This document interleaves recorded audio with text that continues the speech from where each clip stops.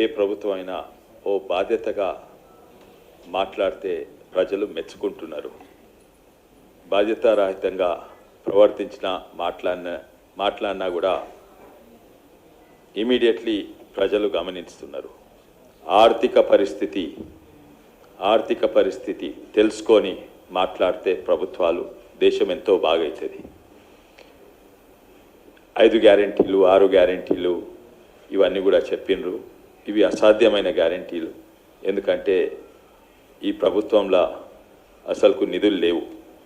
8,000 కోట్లు అప్పులు కట్టంగా 55,000 కోట్లు జీతాలు కట్టంగా మిగిలిన 4-5 వేల కోట్లే. దాంతో విద్య వైద్య రంగము రోడ్లు హాస్పిటళ్ళు ఇవన్నీ కూడా నడపాలి.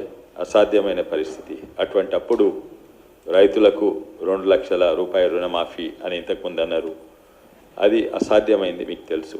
దానికి 30,000 కోట్లు కావాలి. సరే కేంద్ర ప్రభుత్వం రాష్ట్ర ప్రభుత్వము ఎందుకో అన్నది. వాళ్ళు నిజంగానే వాళ్ళు చేసిన వాగ్దానాలు కాదు, ఈ గ్యారెంటీలు సెంట్రల్ నుంచి వచ్చినాయి. అందుకే ఇక్కడ కూడా ఆ గ్యారెంటీలు మన తెలంగాణ రాష్ట్ర ప్రభుత్వం కాంగ్రెస్ ప్రభుత్వం మీద నెత్తి మీద ఎలక్షన్స్ దృష్టిలో పెట్టుకొని ఈ గ్యారెంటీలు పథకాలు అనౌన్స్ చేసిండ్రు. కానీ ఈరోజు నాకు చాలా బాధాకరంగా ఉంది ఏంటంటే, ఒక చాలా సీనియర్ నాయకుడు 50 ఏళ్ళ సంది రాజకీయాల్లో ఉన్నారు, ఖర్గేజీ వారేమంటున్నంటే, నిజంగానే మీరు 5 కేజీల బియ్యం ఇస్తే మేము 10 కేజీల బియ్యం ఉచితంగా ఇస్తారు.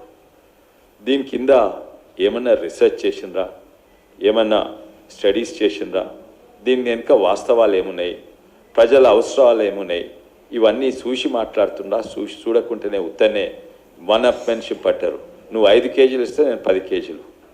వాస్తవంగా ఖర్గేజీ గారికి బేసిక్ నాలెడ్జ్ లేదని అనుకుంటున్నా, లేకుంటే ఉన్నా కూడా ప్రజలను తప్పుదారి పట్టిస్తందుకు.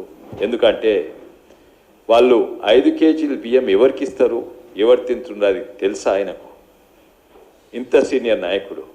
ఒక వైట్ కార్డు ఉంటే ఆ వైట్ కార్డులో తల్లిదండ్రులు ఉంటే పెద్ద మనుషులు 2 ముసలోళ్ళు తల్లిదండ్రులు ఉంటే వాళ్ళ కొడుకులు మన్మన్లు ఓ సంటి పిల్లగాంది కూడా 5 కేజీల బియ్యం వస్తుంది. అంటే యావరేజ్ ఒక కుటుంబము రోజు మనిషికి 200 గ్రాములు రైస్ బియ్యం వాడుకుంటారు, వండుకొని అన్నం తింటారు.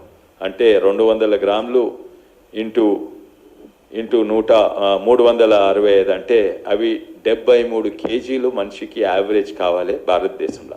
యావరేజ్గా అంటున్నా, ఎందుకంటే పెద్ద మనుషులు తక్కువ తింటారు, సంటి పిల్లలు తినరు, చిన్నోళ్ళు తక్కువ తింటారు, మహిళలు తక్కువ తింటారు. Average 73 kgs, maximum 80 kgs. అంటే మీరేమో 10 కేజీలు ఇస్తా అంటున్నారు. అవసరం లేని కంటే ఎక్కువ ఎందుకు? దాంతో ఏం చేస్తారు? కొంచెం వెనక ముందు చూసి మాట్లాడాలి కదా. ఎందుకంటే 10 కేజీలు నెలకిస్తా అంటే 120 కేజీలు, అంటే వాళ్ళు తినేదే 80 కేజీలు అనుకో మ్యాక్సిమము.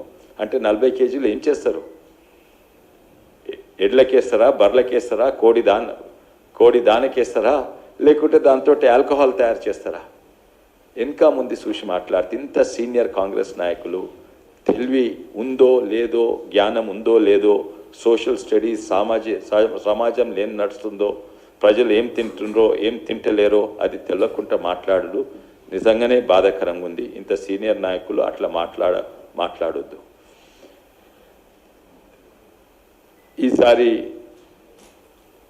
వచ్చే ఎన్నికలు దృష్టి పెట్టుకొని ఏ పథకాలు అనౌన్స్ చేయలేదు. ఒకటే దృష్టి పెట్టుకొని భారతీయ జనతా పార్టీ అనౌన్స్ చేసింది. మేనిఫెస్టోవే కానీ ఏం మాటలు మాట్లాడినా ప్రధానమంత్రి గారైనా, నేషనల్ లేకుంటే జాతీయ లేకుంటే రాష్ట్ర నాయకులు ఓన్లీ 2047లో మనము ప్రపంచంలో నెంబర్ 1 ఉండాలనే అదే దృష్టిలో పెట్టుకొనే మాట్లాడుతుండ్రు.